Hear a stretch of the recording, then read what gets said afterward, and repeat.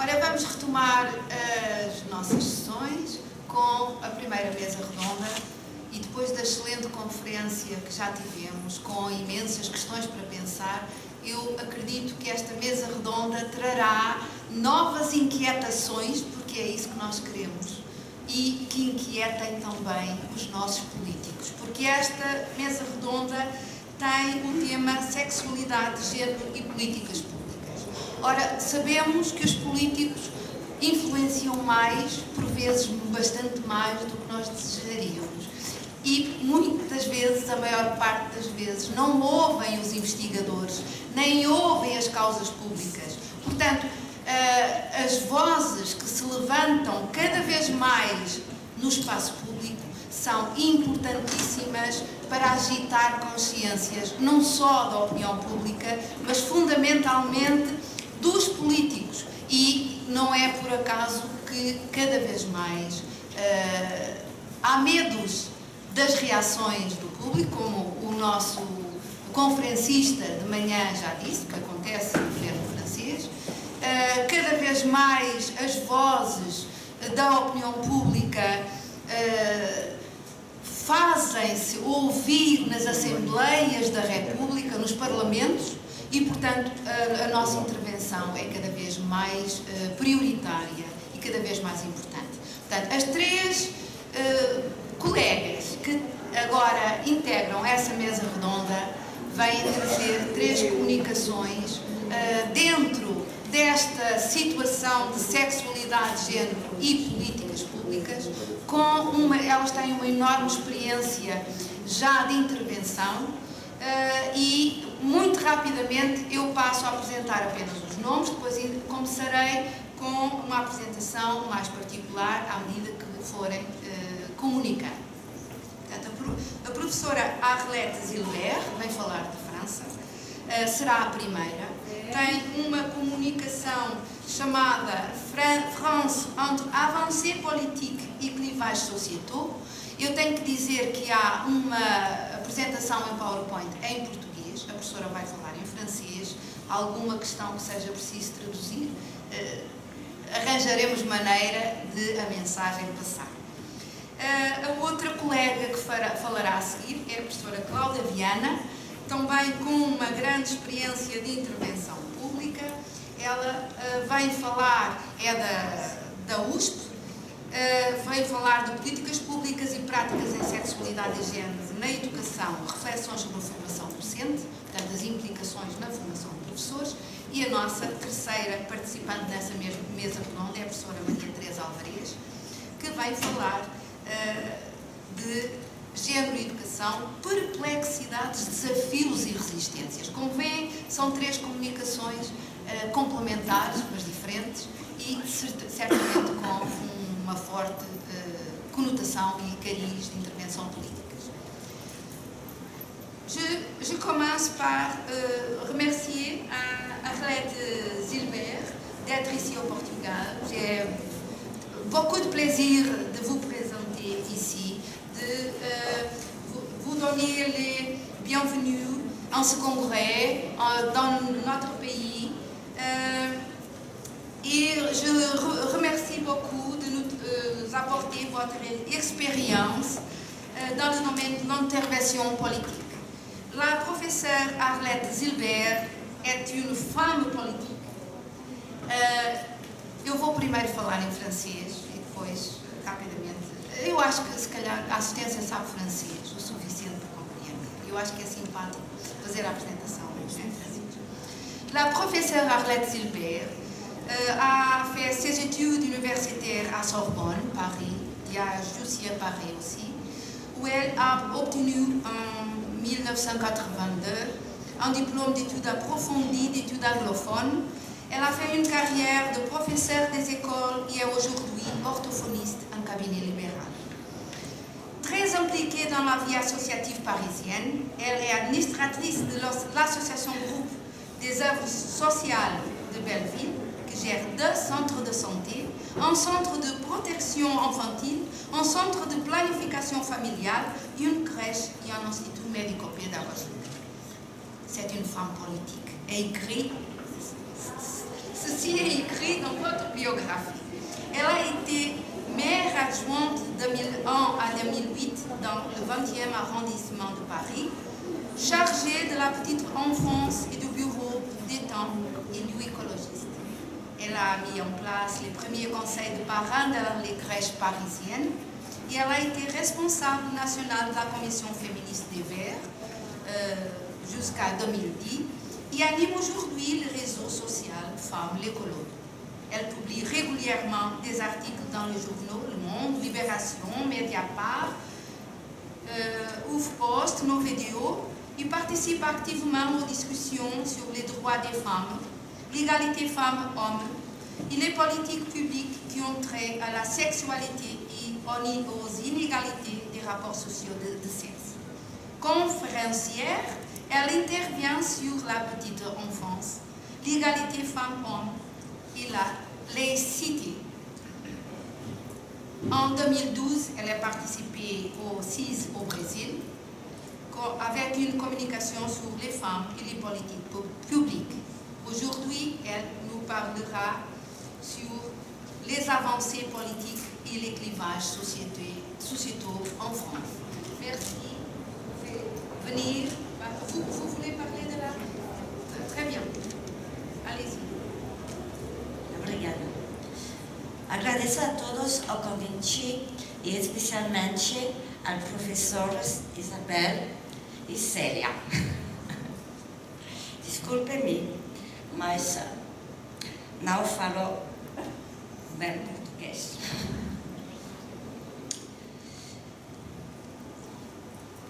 Des années 70 à 2012, les politiques publiques qui concernent la sexualité ont principalement été dans des domaines pour les femmes, des domaines féminins. Accès à la contraception et à l'avortement, éducation à la sexualité, loi sur l'égalité professionnelle, loi sur la parité politique, loi contre les violences faites aux femmes et dans les couples. L'apport des recherches sur les rapports sociaux de sexe a changé la nature des débats au sein de la société française. Avec les propositions de loi du gouvernement Hollande, sexualité et genre ont fait irruption sur la scène politique publique. Est-ce qu'il faut organiser la société selon des rôles complémentaires entre les femmes et les hommes, ou est-ce qu'il faut dépasser les différences créées par la société? C'est une question très difficile et très polémique, en France aujourd'hui aussi. La planification familiale, santé reproductive et libération des femmes. Je vais faire un petit historique pour vous expliquer le contexte des politiques publiques aujourd'hui. En un siècle, la France est passée du contrôle des naissances pour éviter les avortements au droit à la contraception et à l'avortement. L'idée qu'il y a une dissociation entre procréation et sexualité a fait son chemin.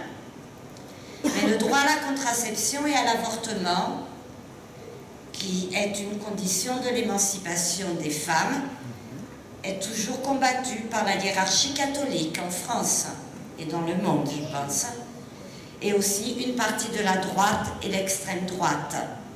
Vous savez que l'extrême droite a fait 25% aux élections européennes en France. En 1949, Simone de Beauvoir publie Le deuxième sexe. Elle explique que le contrôle des naissances et l'accès au travail peuvent permettre aux femmes de s'émanciper, d'avoir l'émancipation des femmes. Si les féministes se battent encore aujourd'hui pour le droit à la contraception et à l'avortement en France, c'est qu'elles considèrent que c'est une condition indispensable à l'émancipation des femmes et à la libération sexuelle. En 1974, des centaines de milliers de femmes descendent manifester dans la rue pour demander le droit à disposer de leur corps et le droit à la contraception et à l'avortement libre et gratuit. Quelques mois plus tard, la loi pour la dépénalisation de l'intervention volontaire de grossesse, c'est-à-dire l'avortement, est votée au Parlement et met fin aux horreurs des avortements clandestins. Cette loi a été portée par Simone Veil, ministre d'un gouvernement de droite, mais elle a été votée par la gauche du Parlement avec une minorité de la droite. L'Église catholique était contre la loi. Jusqu'à 2014, jusqu'à aujourd'hui, presque, les politiques publiques concernant l'accès à la contraception et à l'avortement sont justifiées pour dire, ça doit faire diminuer le nombre d'avortements clandestins, et surtout chez les mineurs, avant 18 ans en France, les mineurs. En janvier dernier, en janvier 2014, la ministre des Droits des Femmes demande un changement de regard sur l'avortement. L'Assemblée nationale change le texte de loi de 1974. En 1974, pour pouvoir avorter, on disait il faut être dans une grande situation de détresse. En 2014, on change cette phrase pour dire quelqu'un qui ne veut pas continuer sa grossesse a le droit d'avorter. C'est un changement de conception de qu'est-ce que l'avortement et pourquoi on avorte. Et là, ça a été un tremblement de terre dans la société française.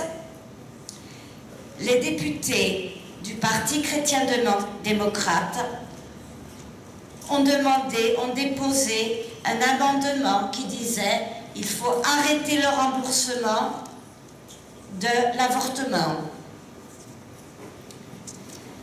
Parce que si on rembourse complètement, ça va devenir une banalisation de l'avortement.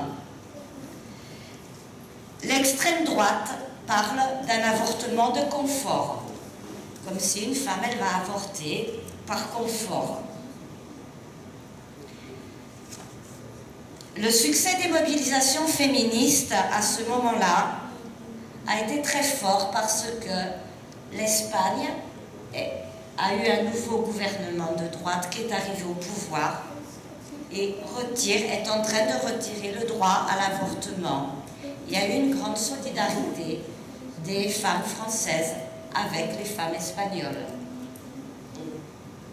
Voilà, il y a eu des dizaines de milliers de femmes en France qui sont descendues manifester en solidarité avec les Espagnols.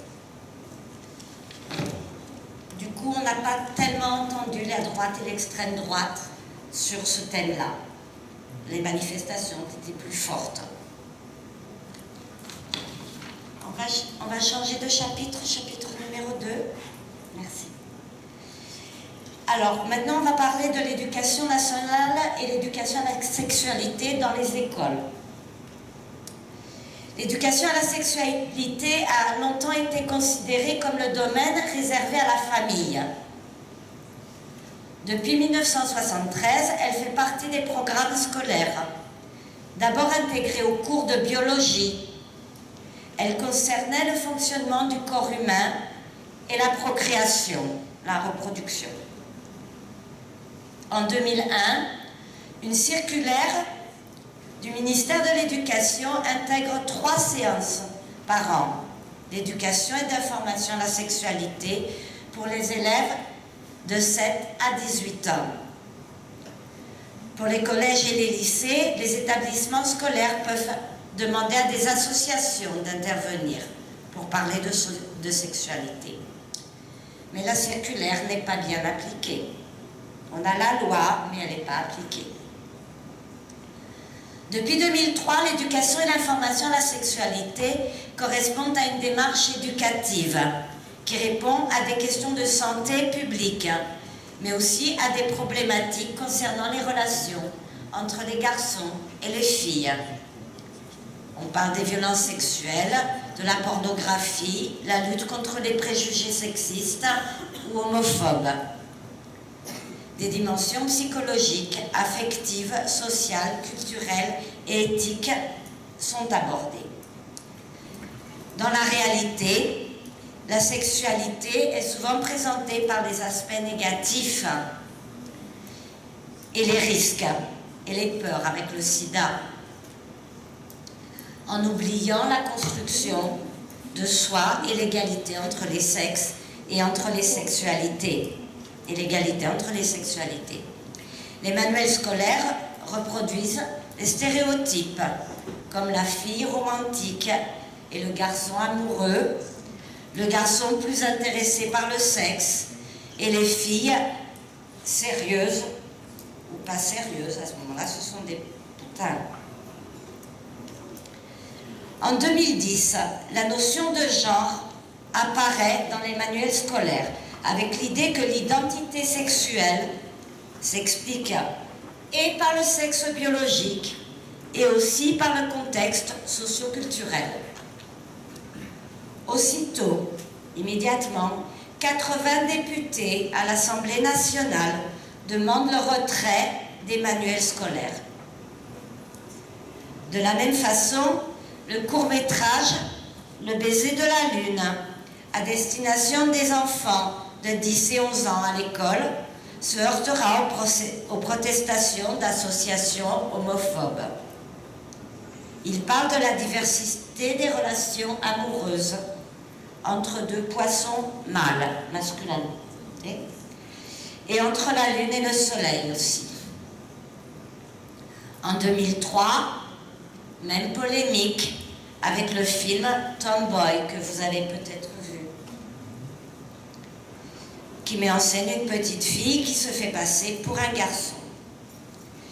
Malgré les manifestations dénonçant un film qui pousse les enfants à changer de sexe, Tomboy va être diffusé sur une chaîne de télévision publique. Ce qui est sûr, c'est que la question des stéréotypes de genre, de l'identité de genre et de la diversité des sexualités se heurte à un activisme très fort et une opposition très forte de la part d'une partie de la société française. Et cette partie est soutenue par l'Église catholique. Nous allons passer au point numéro 3. L'évolution des mouvements LGBT, gays, lesbiennes et féministes. Le mouvement d'émancipation homosexuelle des années 70, le phare Front homosexuel d'action révolutionnaire, est en partie issu du mouvement de libération des femmes, qui se voulait le MLF n'est pas mixte. Le phare, le Front homosexuel, est mixte. Alors qu'est-ce qu'ils demandent tous les deux? Libre disposition des corps, remise en cause du modèle sexuel universel masculin, remise en cause de la norme, remise en cause du mariage, de la famille patriarcale et libération sexuelle. C'est-à-dire que les liens entre sexualité, politique et économie sont analysés. Mais très vite, les lesbiennes quittent le phare, sortent du phare, parce qu'il y a un conflit qui porte sur la déconstruction des rôles. Les gays demandent à avoir droit à tous les rôles. La déconstruction des identités de genre liées au masculin et au féminin sont au cœur des polémiques entre les gays et les lesbiennes. La dissociation entre sexe biologique et genre social, l'analyse des rapports de sexe, des rapports sociaux de sexe, ouvre de nouvelles perspectives à tout le monde. En 1981, la gauche est arrivée au pouvoir avec le président Mitterrand et nous avons eu le premier ministère des droits des femmes.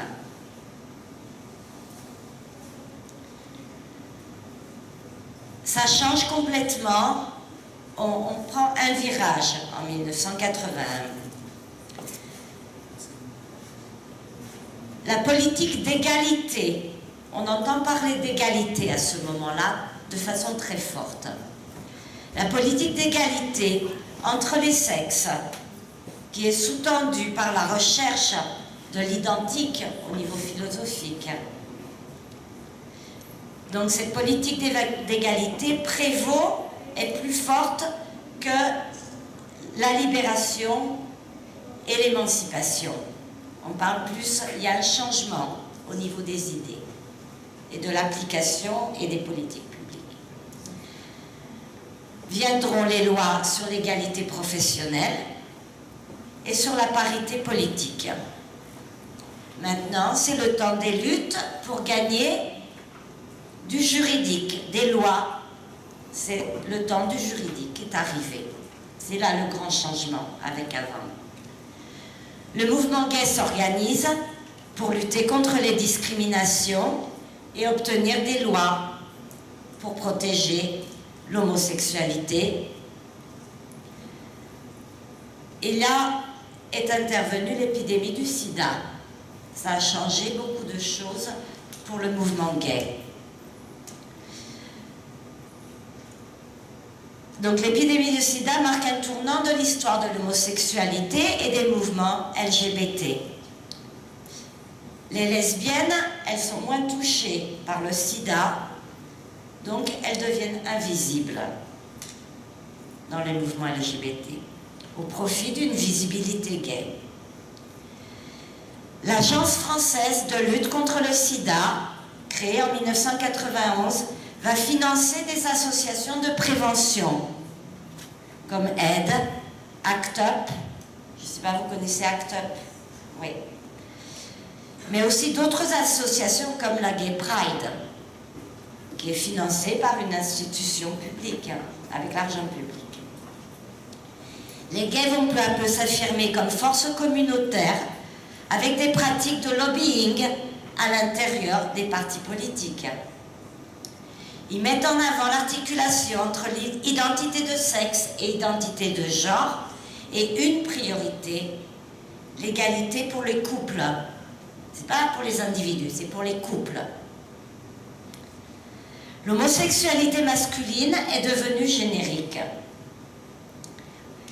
Et comme ça, elle occulte, elle cache la dissymétrie entre les sexes et les revendications lesbiennes aussi, et les revendications gays. Il y a une dissymétrie.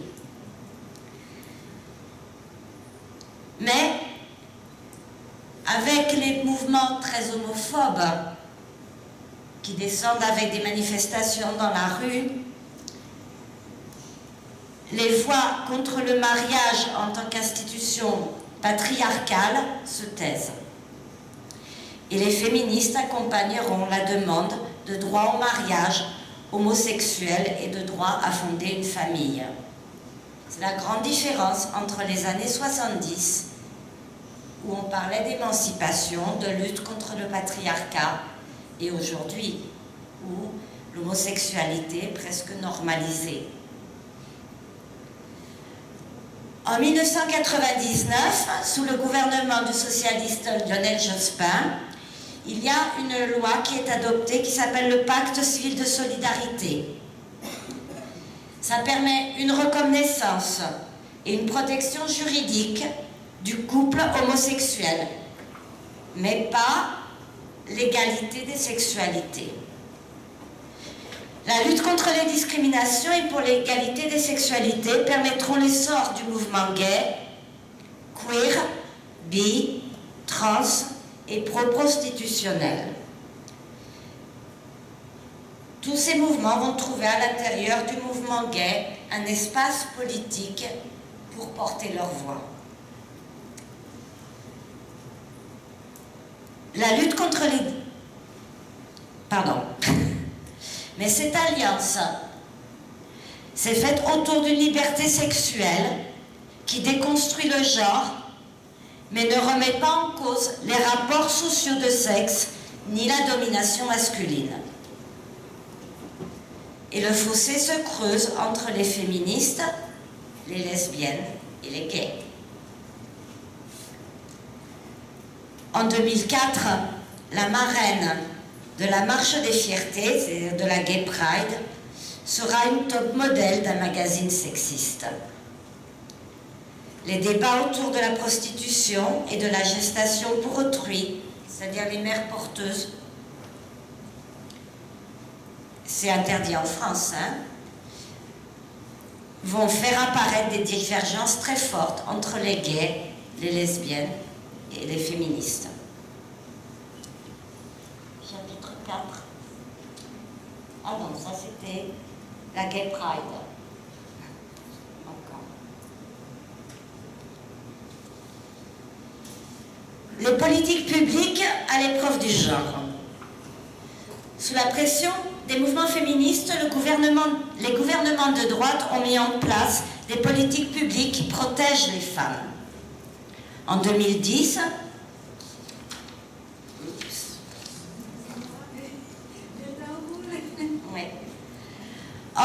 ce fut la loi contre les violences faites aux femmes et dans le couple. Cette loi votée à l'unanimité ne s'attaquait pas aux causes des violences qui s'inscrivent dans les rapports sociaux de sexe. Arrivée au pouvoir en juin 2012, la gauche annonce mettre le genre et l'égalité entre les femmes et les hommes au cœur des politiques publiques. Le Premier ministre appuie la ministre Najat Vallaud-Belkacem, ministre des droits des femmes, pour une approche intégrée, gender mainstreaming, de l'égalité entre les femmes et les hommes dans tous les domaines des politiques publiques, retraite, éducation, formation politique, formation professionnelle, politique de l'emploi. L'objectif est de transformer les rapports sociaux de sexe et réduire les inégalités de genre défavorables aux femmes. Face aux positions du gouvernement sur le mariage homosexuel, la prostitution, l'avortement, la gestation pour autrui et l'éducation à l'égalité entre les filles et les garçons, les oppositions deviennent de plus en plus complexes. L'analyse des rapports sociaux de sexe a induit la première loi importante du gouvernement Hollande. La loi sur le harcèlement sexuel est adoptée. Elle a été votée à l'unanimité du Parlement. Mais ce ne sera pas si facile avec le mariage homosexuel. Les manifestations contre le projet de loi vont réunir 600 000 personnes à Paris à l'appel de la Manif pour tous. Soutenue par la hiérarchie catholique, elle rassemble l'extrême droite et Marine Le Pen, l'UMP, principal parti de droite. On assiste à une instrumentalisation politique du débat qui se déplace vers le thème de la famille. La loi sera votée par la gauche et les écologistes, plus une minorité de la droite, estimant que les homosexuels se sont normalisés en demandant le mariage. Concernant la prostitution, le débat s'est cristallisé autour de la pénalisation du client.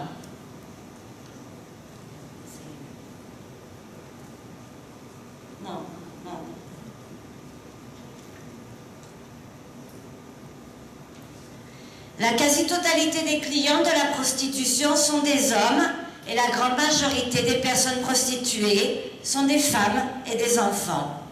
Et les féministes considèrent que la prostitution renvoie au rapport de domination sociale et à une asymétrie de genre.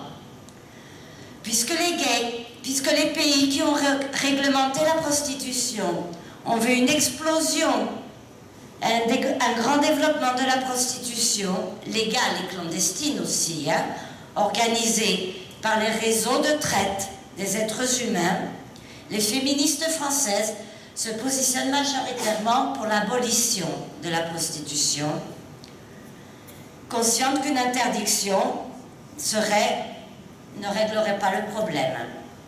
En revanche, le mouvement LGBT et les associations hygiénistes de lutte contre le sida, alliés au lobby du sexe, qui sont eux-mêmes influencés par le lobby prostitutionnel, demandent la réglementation, comme en Allemagne, on va dire. Les députés voteront la loi de lutte contre le système prostitutionnel, avec, comme en Suède, une pénalisation du client. Une dépénalisation des prostituées, mais une responsabilité du client à travers la pénalisation. Mais c'est pas terminé parce que ça doit encore passer au Sénat. Après l'Assemblée nationale, c'est le Sénat. Malgré les résistances, le gouvernement Hollande s'attache à mettre en place un programme d'éducation à l'égalité, filles et garçons, et de lutte contre l'homophobie à l'école. Ça s'appelle les ABCD de l'égalité. Et c'est pour les enfants de 5 à 11 ans. L'opposition au gouvernement s'est saisie de cette opportunité pour mettre en difficulté le gouvernement. Des rumeurs courent sur l'apprentissage à la masturbation à l'école, ou bien on va apprendre aux enfants à changer de sexe. Les manifestations qui ciblent les études de genre ont pour slogan « Touche pas à mes stéréotypes de genre ». Le débat sur l'égalité s'est transformé en débat sur les différences biologiques entre les garçons et les filles et sur le rôle de la famille dans la société. Le gouvernement français est affaibli depuis les élections européennes. Et on a l'impression qu'il recule. La bataille du genre sous couvert ABCD de l'égalité à l'école n'est pas terminée. Je vais conclure. Ces dernières années ont vu en France une libération des mœurs. C'est certain. Ça a été acté par la reconnaissance du mariage homosexuel. Mais nous assistons aujourd'hui à une instrumentalisation politique des recherches sur le genre. Et le gouvernement Hollande, qui avait annoncé mettre au cœur des politiques publiques le genre et l'égalité entre les femmes et les hommes, se heurte à une opposition frontale qui surfe sur la sensibilité des questions relatives à la sexualité et au genre. Transformer les rapports sociaux de sexe n'est pas très facile. Voilà, je vais terminer juste sur... Ça, c'est un nouveau groupe féministe qui s'appelle La Barbe. Parce que quand on dit La Barbe, ça veut dire demasiado. C'est un groupe activiste qui intervient partout où il n'y a pas la parité politique. Là, c'était France Inter, c'est la radio publique la plus connue. Donc, elles arrivent, il y a un débat. Donc, les filles de La Barbe arrivent. Encore une autre. Là, c'est pareil. Encore un débat qui parlait de cuisine, de faire la cuisine, comment on doit cuisiner. Donc, les filles de La Barbe sont venues pour... voilà. C'est mieux que tout un discours. Il y a les barbes et il y a la pancarte et la banderole. On n'a pas besoin de parler. C'est très fort. Et une autre, la dernière, s'il vous plaît. Voilà, je ne sais pas, Teresa, tu peux traduire ou...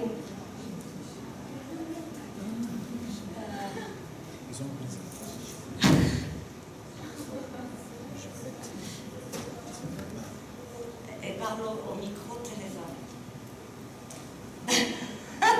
Je peux traduire. Eu sou uma princesa, eu faço xixi cor-de-rosa, faço cocó em palete, purpurina e eu roto confetis. Voilà, les mouvements féministes français ont gardé l'humour, la notion humoristique des années 70 et de la contre-culture. Merci. Merci beaucoup.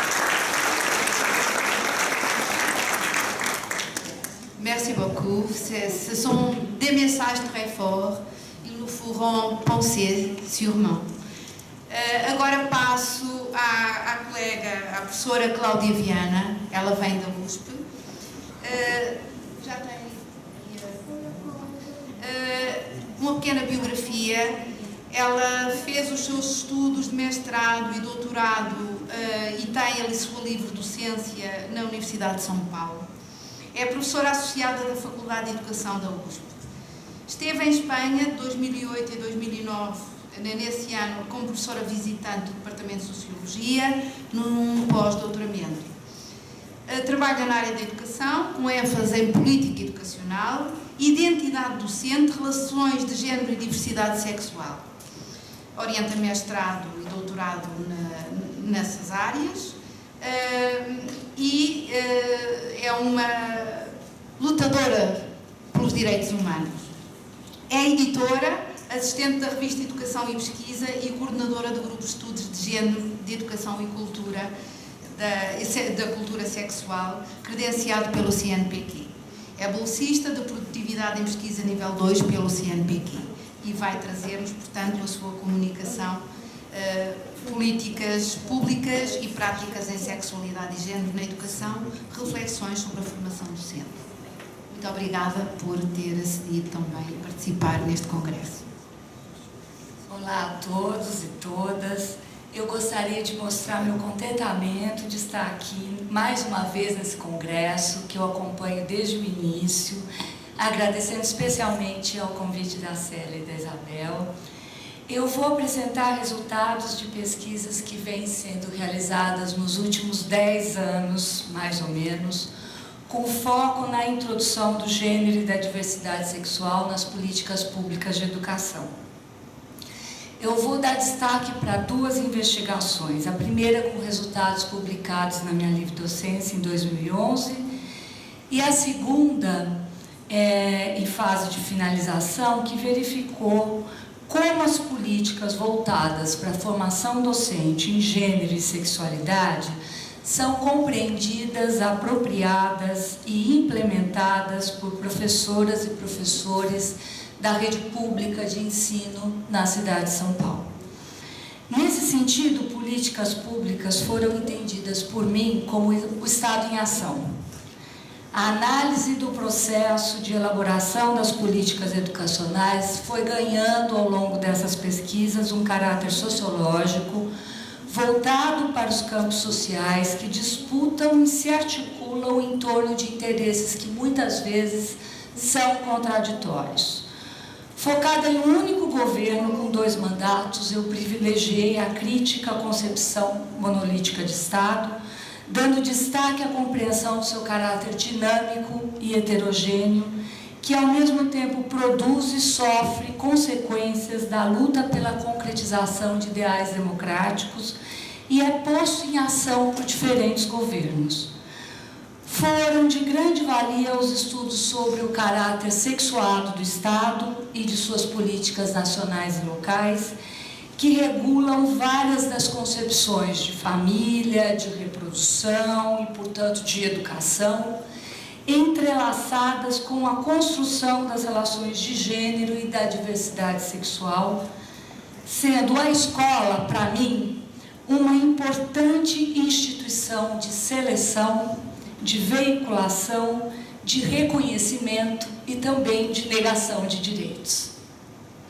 O diálogo contínuo com os estudos de gênero contribuiu ainda para pensar o gênero e a diversidade sexual como aspectos da organização social marcados pelas diferenças contidas na luta pela ampliação dos direitos e também para centrar o olhar no controle dos corpos como um processo social e culturalmente determinado, permeado por formas sutis, muitas vezes não percebidas na produção das políticas públicas de educação e nas relações escolares vividas também no processo de formação docente.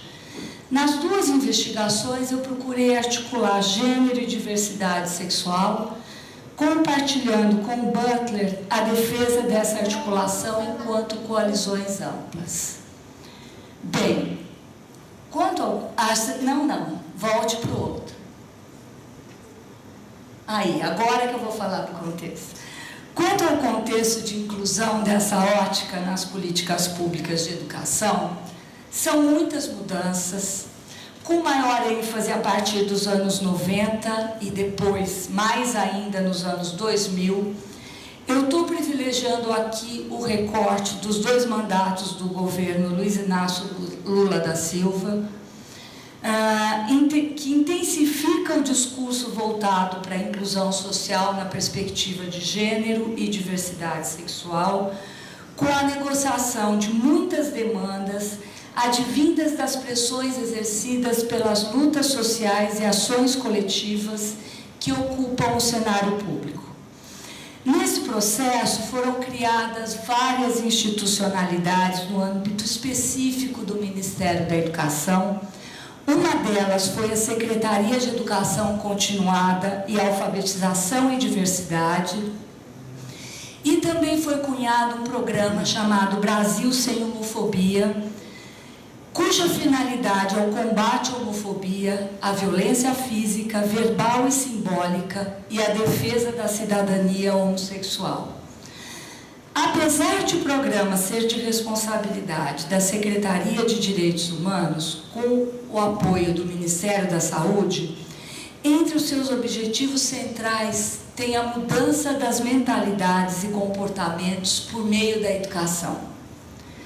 Com apoio financeiro para a formação continuada docente na temática de gênero, sexualidade e homofobia, articulado com o Ministério da Educação, e isso veio acontecendo desde 2004.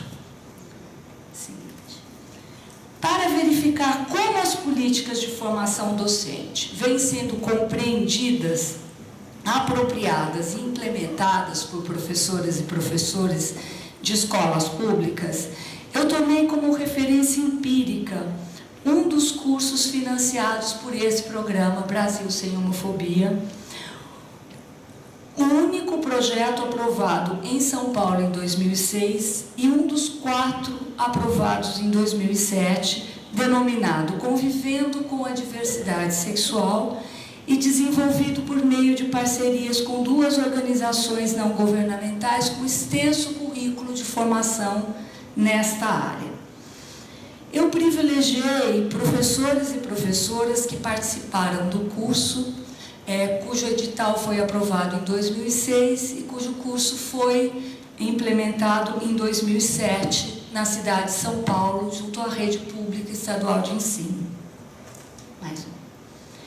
A partir do contato com a equipe responsável pelo curso, nós tivemos acesso a 16% dos integrantes. Muitos e-mails haviam sido perdidos, foi difícil de localizar. Nós trabalhamos com 21 professores e professoras e depois selecionamos 12 de diversas idades, com tempos distintos de trabalho no magistério, para fazer uma série de entrevistas semi-estruturadas, aprofundadas, cujos relatos vão ser minimamente expostos aqui agora.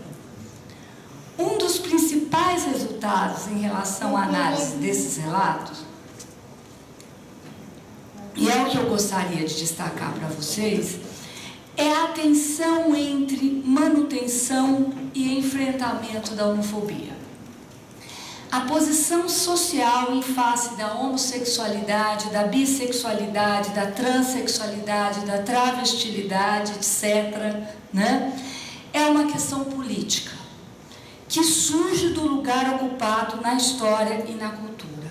Faz parte da estrutura social, mas não convém, no meu entender, tomá-la como uma reação ou um comportamento individual.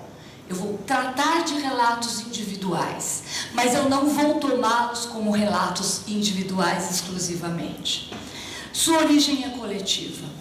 Ela é alicerçada em signos e normas sociais. Pode-se falar na existência de uma hierarquia das sexualidades, em que a regra é a heterossexualidade, que impõe uma espécie de vigilância de gênero como diz o Daniel Bourrillo. Assim, ela organiza as subjetividades e a ordem social e atua como reguladora da norma, garantindo a manutenção dos padrões para comportamentos masculinos e femininos, tanto de alunos, quanto de professores, quanto de gestores. Assim, gênero, sexualidade e homofobia, para mim, são conceitos que, apesar de não terem o mesmo significado, são interdependentes. A visualização das relações de gênero é perpassada pela discussão sobre sexualidade e homofobia sempre. Também há espaço para o questionamento da desidentificação com aquelas normas regulatórias pelas quais a diferença sexual é materializada. Se nós tomarmos como base o grupo de entrevistados, é possível notar essa mesma contradição entre manutenção e enfrentamento. Mais um. Sobre a manutenção da homofobia.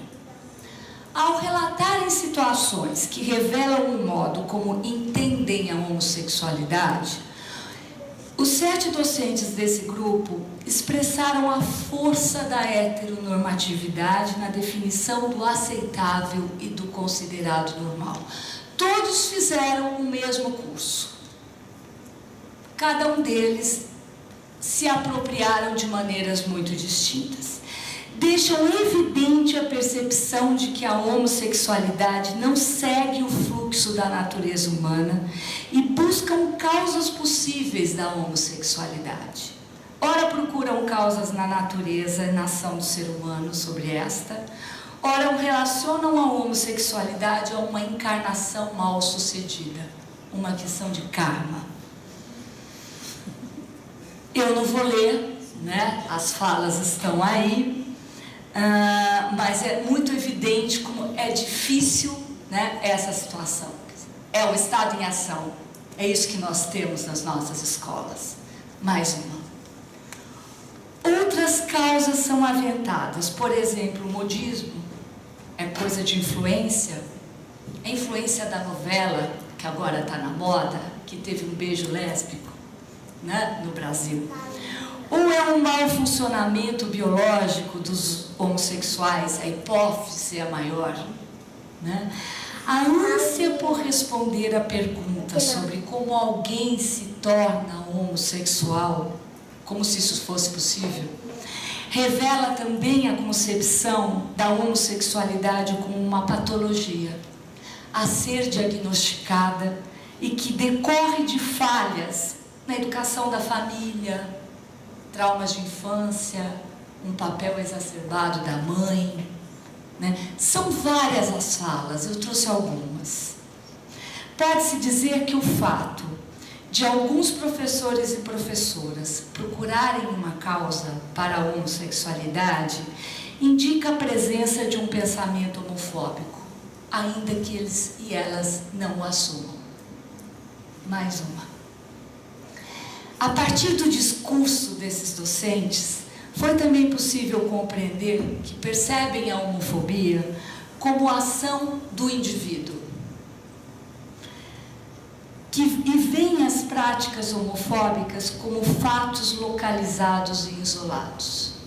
Demonstram grande dificuldade em visualizar o processo de exclusão e inclusão que se dá na escola em relação às identidades de gênero e às orientações sexuais que ali se expressam. A localização da homofobia está nas pessoas e não na sua compreensão como um mecanismo social para esses professores e professoras. E nessa direção, a descrição individual é o elemento central e pontua o lugar inferiorizado que é atribuído ao sujeito. Então, é sempre essa ideia de que esse grupo, ele demonstra uma aceitação do homossexual como pessoa, mas apresenta posturas ligadas à homofobia social, já que busca manter a diferença entre homo e hétero, quase binária, eu diria até binária, ressaltando a demarcação das fronteiras sociais de controle e que são muito fortemente direcionadas àquilo que o Foucault chama atenção para um processo de silenciamento e ocultação.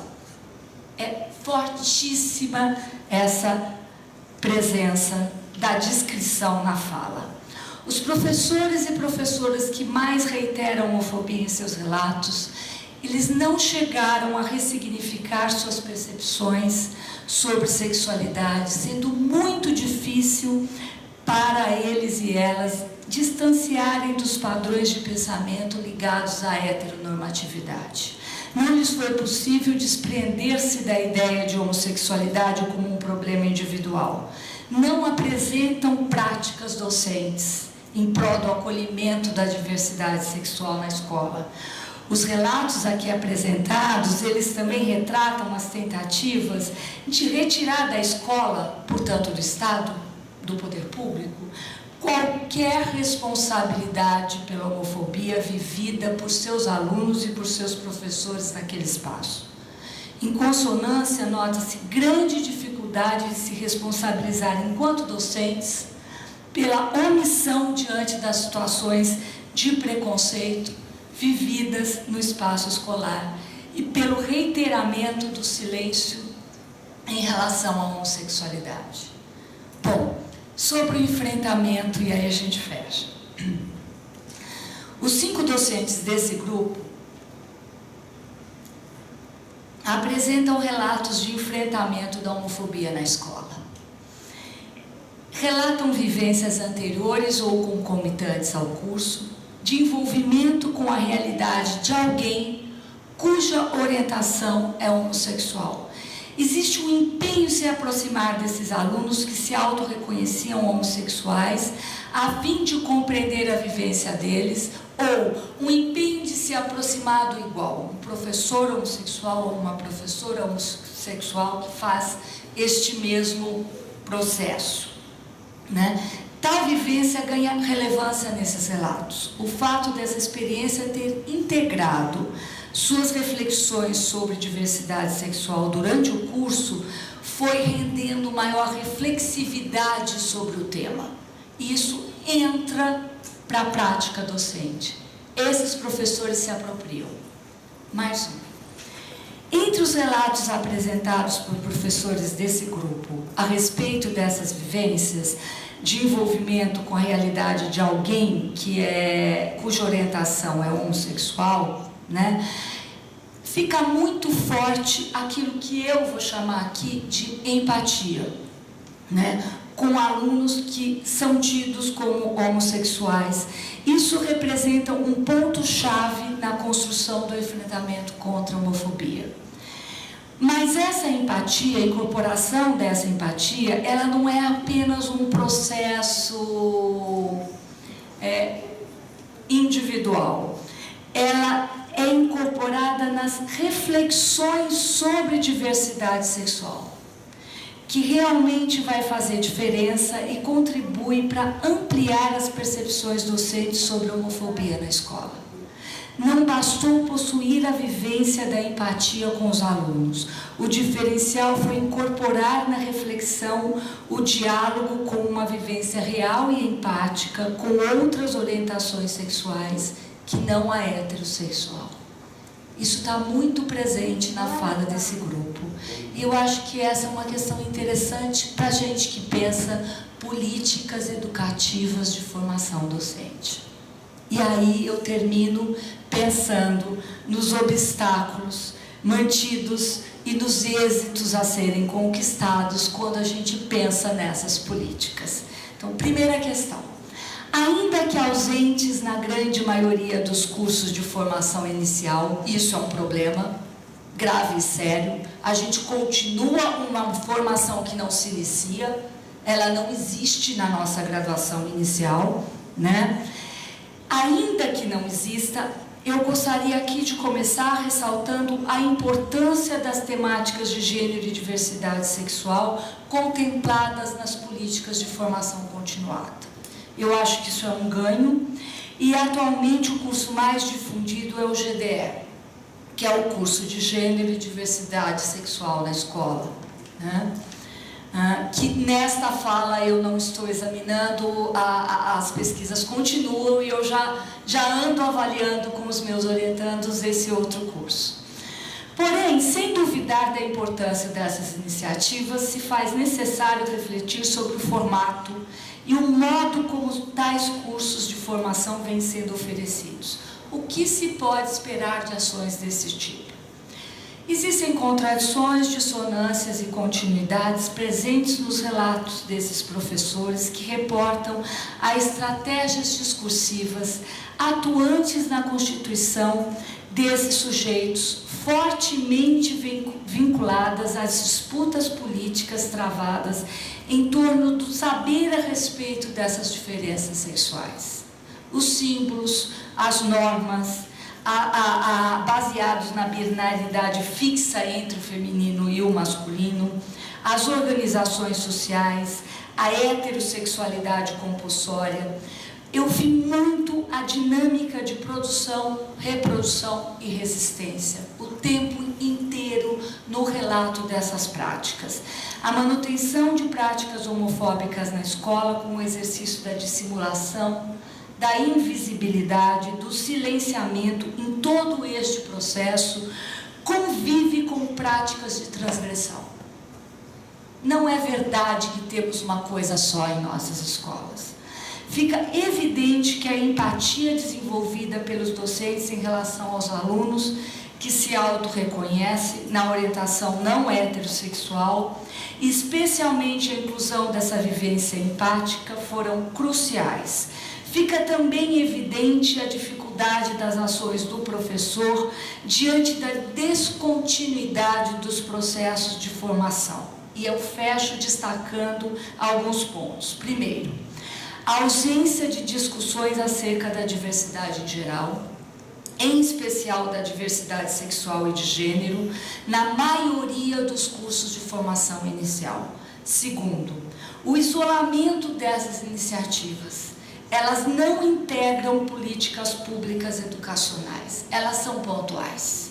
Elas dependem de editais, de financiamento vinculados a programas específicos de uma determinada gestão.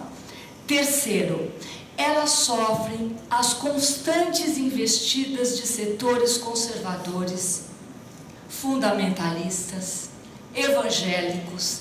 A bancada evangélica no Brasil tem vetado sistematicamente os nossos ganhos do governo Lula, agora atualmente no governo da Dilma, né? Portanto, este curso, ele é parte de um processo muito mais amplo e ele exemplifica esse processo. Ele foi opcional, faz quem quer, é fora do horário de trabalho docente. Ele não vale pontuação na carreira. Ele tem a participação de professores aleatórios que, quando voltam para suas escolas, voltam sozinhos, que não têm apoio das suas equipes gestoras, né? E, além disso, quando o professor conclui, ele não tem nenhum apoio para continuar essas ações nas suas escolas. As ações individuais de formação continuada deveriam estar inseridas em um projeto mais amplo, no âmbito específico da escola. É coletivamente que se pensa a reflexão sobre diversidade. E não se deveria abandonar esses professores e professoras dessa maneira na escola. O convite realizado ao professor para que se repense a sua atuação precisa estar aliado a mudanças nas condições da própria escola e da própria política pública educacional voltada para o gênero e a diversidade sexual. É isso, muito obrigada.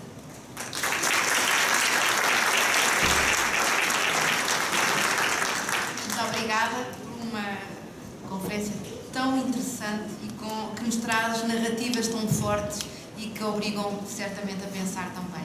Eu tenho um papel terrível, que é gerir o impossível, porque realmente são intervenções de uma importância extraordinária, mas temos estas limitações de tempo. por isso peço desculpa, de vez em quando vêm-me passar nos papelinhos, já sabem o que é. E vamos para a nossa terceira conferencista, a colega professora Maria Teresa Alvarez, que é licenciada em História, mestre em Comunicação Educacional Multimédia e investigadora na Universidade Aberta.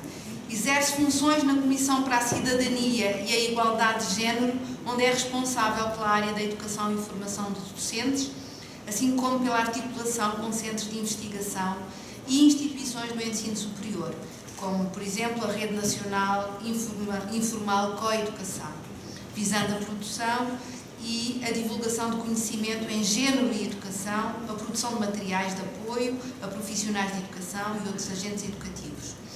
Foi co-coordenadora com Teresa Pinto dos guiões de Educação, Género e Cidadania, editados pelo Ministério, pela Comissão, está aqui, entre 2010 e 2012, destinados ao pré-escolar e ao ensino básico, e tem coordenado a formação contínua de docentes a nível nacional, que tem vindo a ser desenvolvida em torno daqueles materiais desde 2011, aqui sim com a Direção-Geral de Educação e diversas instituições do ensino superior.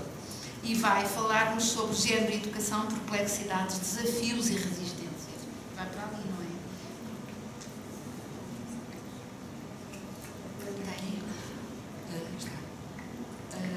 Muito boa tarde.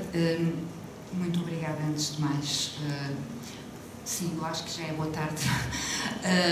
Muito obrigada, antes de mais, pelo convite que me foi feito. Eu vou tentar reduzir a minha intervenção para metade, não sei se vou conseguir.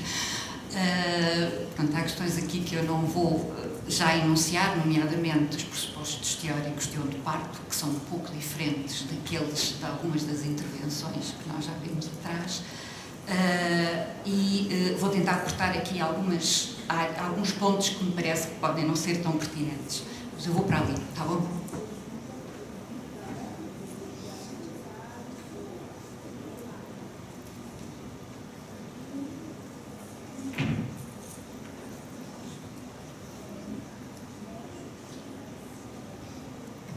Bom,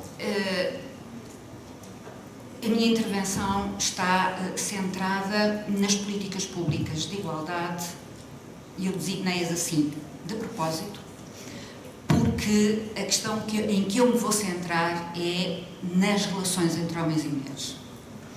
Na sua multiplicidade de pertenças individuais e coletivas que todos os homens e cada um dos homens e todas as mulheres e cada uma das mulheres têm. A minha formação é em História, portanto, toda a perspectiva da utilização da teoria de género para mim está alicerçada em John Scott e, portanto, o que eu perspectivo é sempre o género como um elemento que nos faz ver aquilo que é a organização social que nós temos e o pensamento coletivo que nós temos, que é binário, dicotómico, e que no que diz respeito à masculinidade e à feminilidade é assimétrico. E a partir daqui implica que a organização social e as relações entre as pessoas, seja no espaço privado, seja no espaço público, é contaminado por essa forma de pensar. Portanto, todas as organizações sociais ao longo do tempo são estruturadas a partir de relações de poder que são assimétricas entre homens e mulheres, tendo, obviamente, manifestações diferentes ao longo do tempo, como é evidente. Portanto, o meu ponto de partida é este e é a partir daí que eu me vou centrar, porque me parece que, para as questões da sexualidade, estejamos nós a falar em qualquer tipo de relações sexuais e de qualquer forma de entendimento da sexualidade, as relações de poder são fundamentais. Vou passar por alto o que eu trouxe, que me parece que seria interessante rever em termos de Portugal no que diz respeito às políticas públicas de igualdade. As políticas públicas de igualdade existem em Portugal desde 97. Estou-me a situar apenas num único instrumento de políticas públicas de igualdade, que são os Planos Nacionais para a Igualdade. Como sabem, há vários, não é? E estou-me a situar também apenas no discurso político presente nesses instrumentos. aí que eu me situo. Desde 97 que os diferentes instrumentos políticos de igualdade têm duas áreas sempre cruciais, como no conjunto das áreas várias que são destacadas como áreas de intervenção política. E essas duas são a saúde e a educação. Só que há uma evolução interessante a ter em conta, e que é, nos primeiros instrumentos políticos, a saúde centra-se no combate à gravidez na adolescência. E associa desde 97, o primeiro instrumento político de igualdade, as questões da gravidez na adolescência à educação sexual.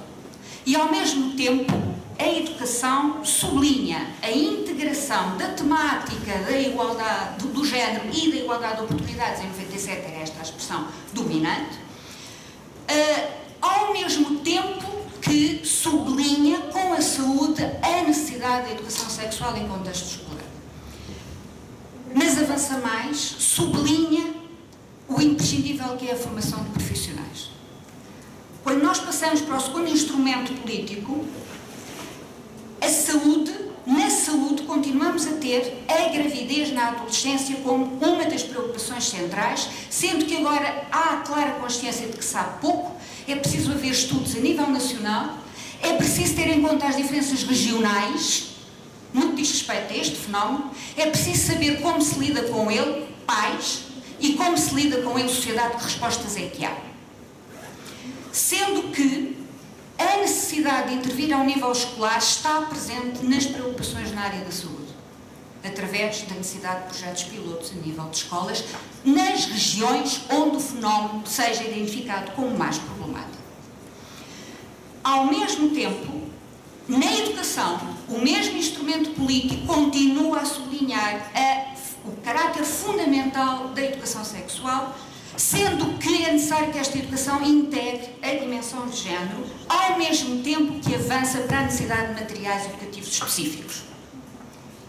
Em 2007, estamos num terceiro plano, o discurso ao nível da saúde muda. E continuando a haver a preocupação para diminuir a gravidez na adolescência, agora o que nós constatamos nas preocupações políticas, dentro das políticas de igualdade, é a defesa de uma sexualidade responsável e, portanto, a centralidade está na saúde sexual e reprodutiva e muito virada para os serviços. Introduz-se uma questão importante que é a sexualidade responsável em todas as etapas. E isto é uma mudança muito significativa. A sexualidade em todas as etapas da vida do ser humano. A educação continua a considerar a formação de profissionais como essencial para a intervenção na área das políticas públicas para a igualdade, chamando a atenção que esta formação tem que ser simultânea de profissionais de educação e profissionais de saúde. Em 2011, já não está presente as preocupações relativas à gravidez na adolescência, estamos pura e simplesmente já concentrados na área da saúde, relativamente à saúde sexual e reprodutiva, só que começa a ficar claro que é necessário integrar na área da saúde a dimensão da relação entre saúde e género, com destaque para as questões dos estereótipos de género. E aqui, reparem, lentamente nós estamos a situar nos e nas profissionais de saúde. Que aí nós temos uma prática diferente e um olhar diferente. A educação reforça e continua a reforçar as questões da formação, quer públicos estratégicos, quer e avança. Este plano é o único onde é muito claro aquilo que foi dito pela Cláudia em relação à formação inicial, só que falo ao nível da formação científica. Em todas as áreas científicas, as questões de género e os estudos de género e os estudos sobre as mulheres, porque os estudos de género são, por natureza, estudos relacionais, só podemos relacionar dois termos se os tivermos. Se conhecermos muito um dos termos, mas pouco o outro termo, é óbvio que não podemos fazer estudos relacionais rigorosos. E, portanto, a necessidade da formação científica, biologia, literatura, medicina, história, sociologia, psicologia, já sabemos, psicologia e sociologia são as duas grandes áreas onde os estudos de género entraram, onde os estudos sobre as mulheres entraram com mais força em Portugal. Há outras áreas que continuam a ser muito deficitárias, a minha é uma delas, a história, é de facto uma área muito deficitária em Portugal. Não é que não haja produção científica, há, mas a forma como ela é apropriada por parte quer da academia, quer de profissionais nas diferentes áreas é mais problemática. E em 2014, o plano que está agora vigente, em vigor, na área da saúde, situa-se agora já ao nível dos programas de saúde. E o que sublinha é, nos programas de saúde, em todos, e eu sublinhei, entre eles, os que têm a ver com a saúde sexual e reprodutiva, mas não só, é necessário integrar a perspectiva de género. E a educação continua a sublinhar a formação de profissionais. Há aqui um reforço da noção da importância da formação inicial e contínua, quer por parte de profissionais de saúde, e aqui claramente na área da saúde, nas medidas da saúde, mas continua a ser uma preocupação essencial por parte da educação. E é nesta linha que o Estado português implementou e financiou formação contínua de docentes desde 2011, eu vou-me centrar naquela que sucedeu neste ano letivo, sobre as questões de género e educação. E vai fazê-lo a partir dos materiais que foram referidos há pouco, os Guiões de Educação, Género e Cidadania, editados pela Comissão para a Cidadania e Igualdade de Género. São, só para verem do que é que eu estou a falar, não vou falar sobre isto, são 4 guiões para o pré-escolar, primeiro ciclo, segundo ciclo e terceiro ciclo, e feitos por docentes com investigadoras na área do género, investigadoras na área da educação e com formação de docentes. Tripla dimensão das equipas que elaboraram estes materiais. Portanto, numa ligação sempre direta com o terreno. Existem papel, existem. Eu vou-me centrar naquilo que foram os resultados de quem utilizou o terceiro guião, ou o guião relativo ao terceiro ciclo, por uma razão simples, porque ele tem, na parte prática, 2 temáticas, que são as temáticas do corpo e da saúde. E estão lá de propósito. E não substituem uma à outra. Exatamente porque o corpo aparece como um elemento de construção da identidade individual. O que eu sou e o que eu penso sobre mim passa pelo meu corpo, e por tudo aquilo que o meu corpo significa, no sentido múltiplo daquilo que é o corpo e dos sentidos e significados que tem no corpo, e portanto procura repensar o corpo e reeducar o olhar sobre o corpo, os corpos, melhor dito, e depois a saúde numa dimensão de olhar para aquilo que é indicador de saúde, perceber o que são os comportamentos de risco,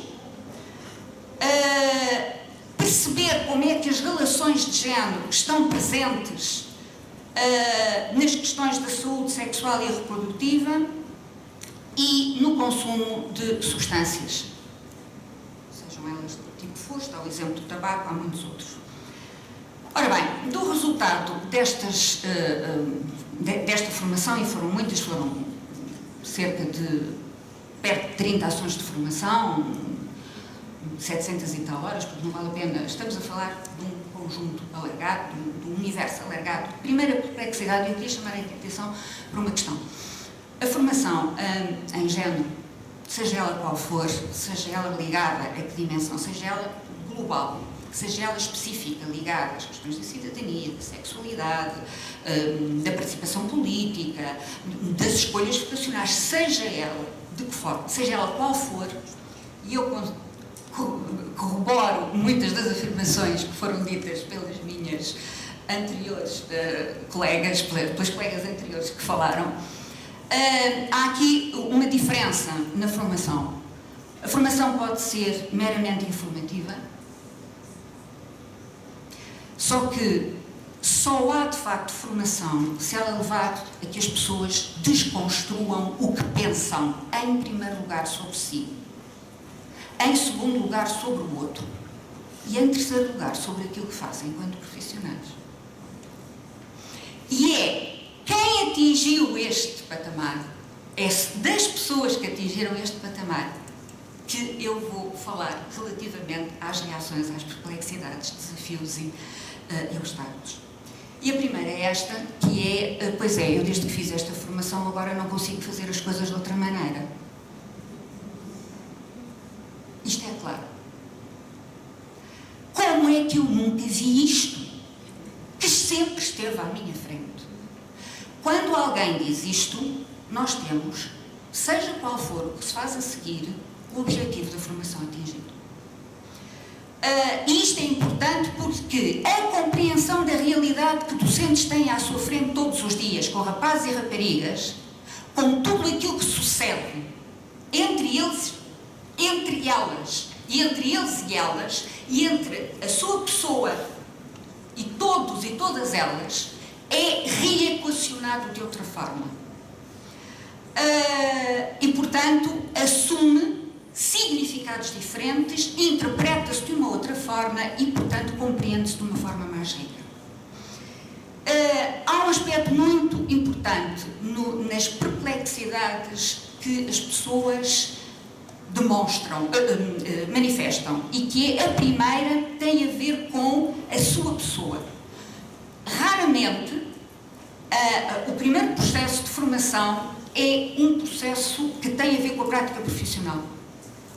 A primeira fase da formação é sempre uma fase de requestionamento. Desculpem,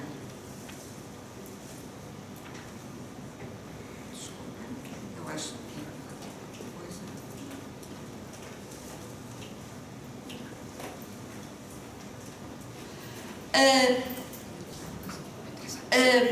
é uma fase de questionamento pessoal, em primeiro lugar, e de revisitação do percurso de vida, da sua vivência, e esse percurso de vida e essa revisitação é feita, em primeiro lugar, no âmbito da família.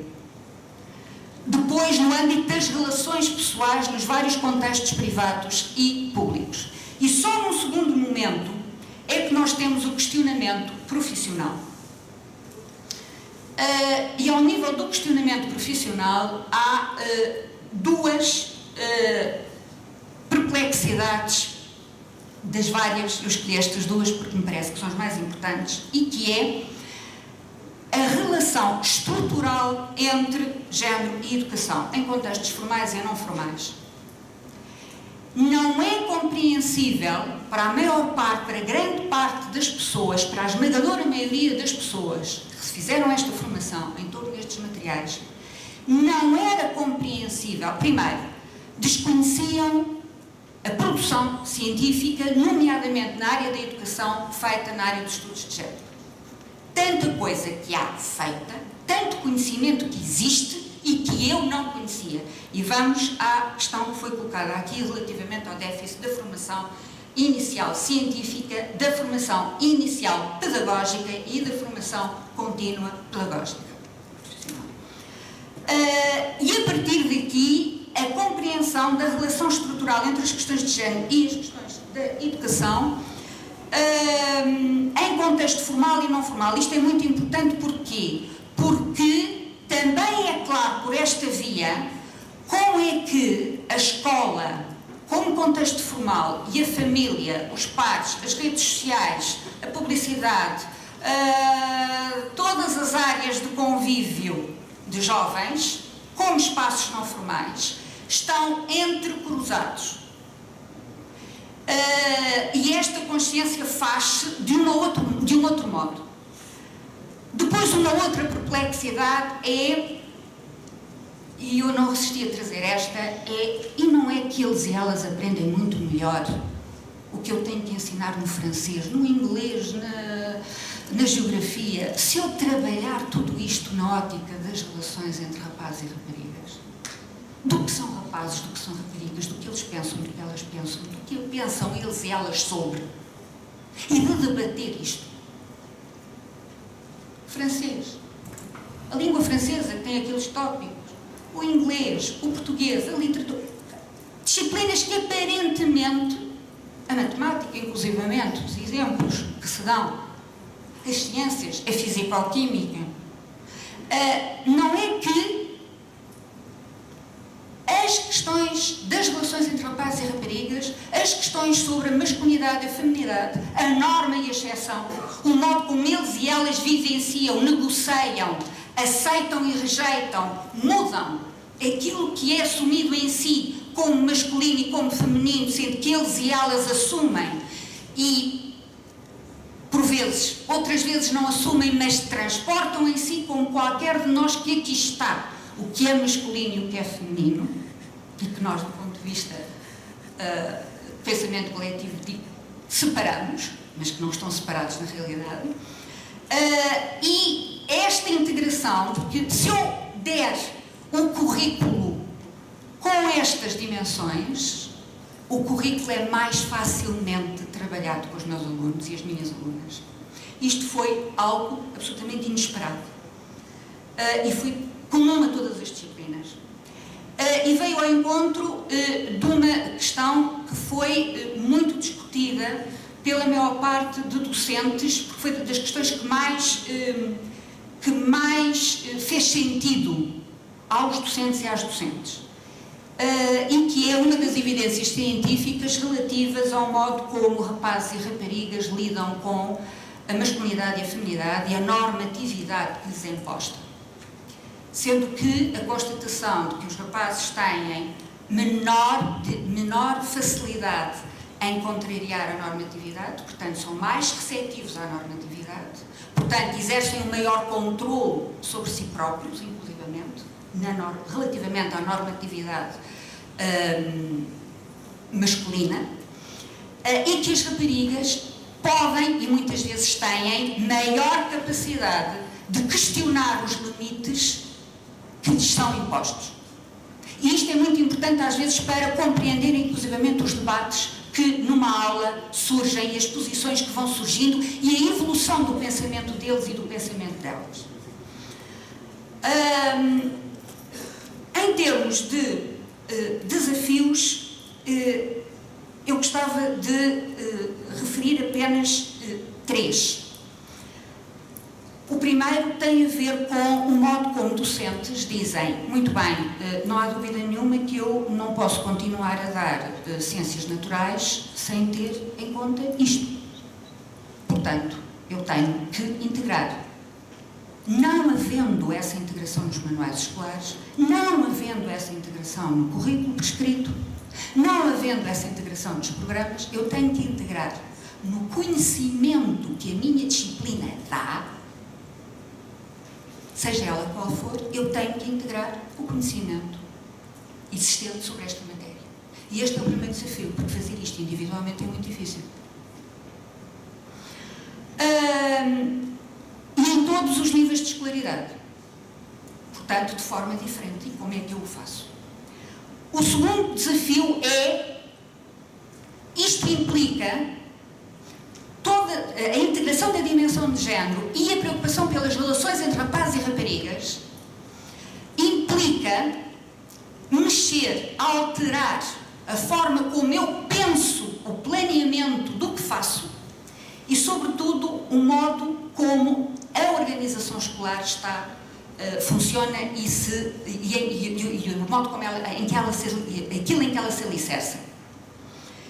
Porque aqui tem a ver, aqui nós situamos ao nível daquilo que é evidente na formação que foi realizada durante este ano e que veio corroborar aquilo que é a experiência de formação em anos anteriores e que é a formação em igualdade de género é potenciadora de trabalho colaborativo inesperado ao nível horizontal e ao nível vertical. E absolutamente inesperado, inclusive por quem se encontra na formação.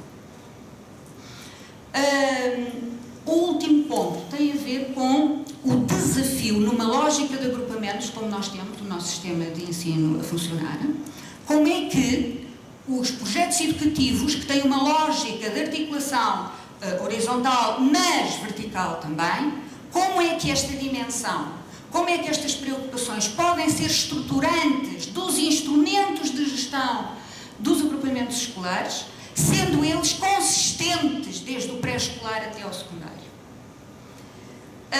Em relação aos desafios, para acelerar, o primeiro desafio e a primeira resistência que as pessoas, o primeiro obstáculo que as pessoas colocam é, por um lado, a complexidade das questões de género.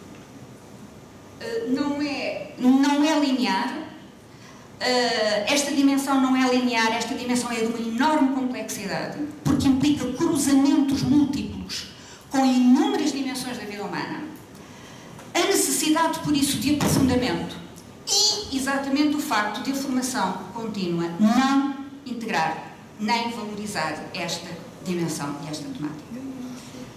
E, obviamente, o facto de, sem isso, não ser possível haver estratégicas educativas sustentadas. Estes são os dois obstáculos que a maior parte dos docentes encontram, porque são desafios, mas são desafios em obstáculo. Isto é, a escola tem que ser emancipadora para eles e para elas, sendo que tem que ser claramente empoderadora delas. Primeiro ponto. Segundo ponto, a escola tem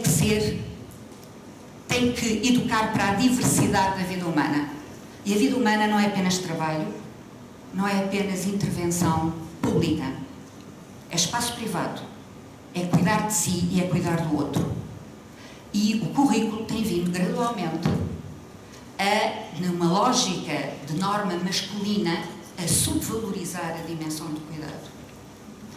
E isto é importante porque, por sua vez, a organização social desvaloriza o cuidado na socialização dos rapazes. Pelo contrário, a socialização dos rapazes põe em causa o cuidado, anula o cuidado, porque o comportamento de risco é uma forma de afirmação masculina normativa dominante.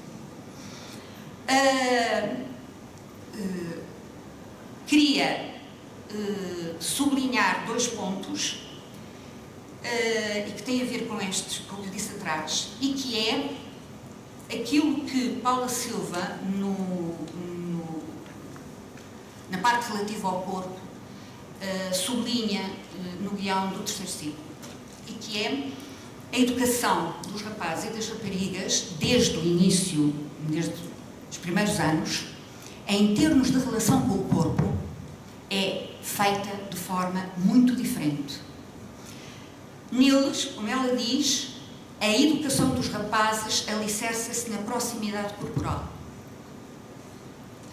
Nelas, as brincadeiras afastam-se do corpo no que diz respeito ao poder do corpo, ao poder físico.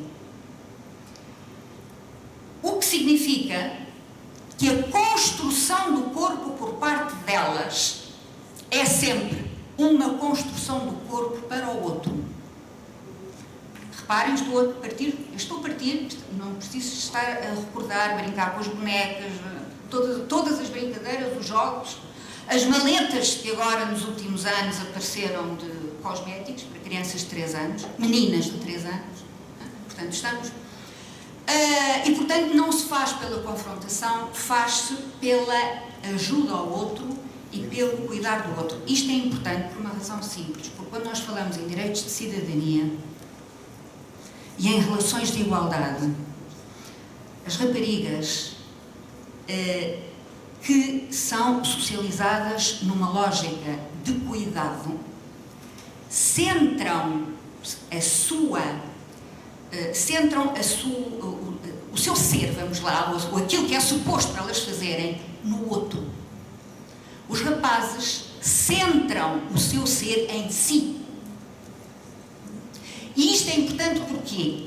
Porque quando nós falamos em direitos, como algumas investigadoras têm sublinhado, nomeadamente na área da psicologia, elas têm imensa dificuldade, as mulheres têm imensa dificuldade em legitimar os seus direitos da forma como legitimam os direitos deles.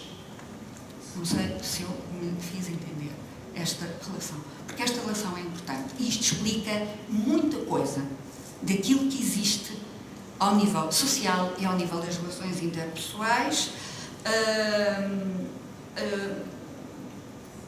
Pronto. E terminaria apenas com uma questão que me parece que é importante e que é, por muitos bons materiais que nós tenhamos, é a formação de profissionais de educação e a formação que tem que ser feita em contexto profissional. Isto é, hoje, a modalidade de oficina de formação dentro da regulamentação existente na formação contínua, nós temos várias modalidades. A formação nesta área só dá resultado se ela integrar o trabalho em contexto profissional. Se ela não o fizer, ficamos a meio. Porque a efetiva formação só começa quando as pessoas estão na sua aula, na sua escola, no seu projeto de saúde e se deparam com aquilo que encontram quando trabalham estas questões. E aí é que o clique se dá, como diziam algumas pessoas. Foi aí que o clique se me fez o clique e que eu passei a ver aquilo que não via. Obrigada, peço desculpa, não consigo.